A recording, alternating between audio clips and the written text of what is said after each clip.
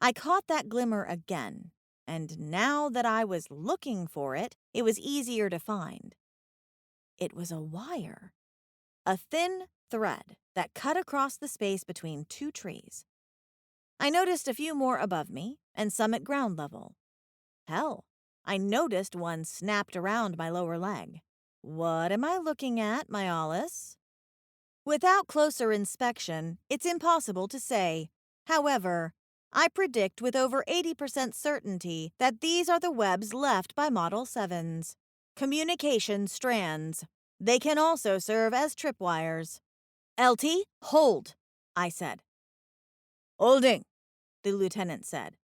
I noticed the dots on the map freeze, and I imagined the soldiers tensing up behind me.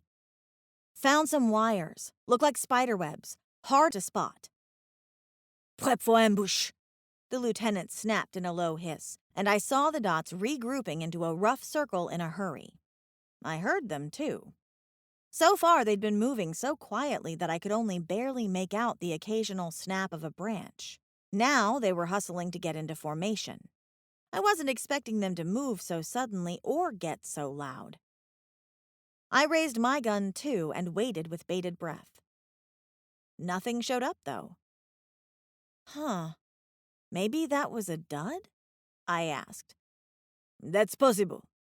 If there isn't a mo— I stopped listening to what the lieutenant was saying as I jumped aside. Something huge and spiky crashed through the branches above and then came rushing down.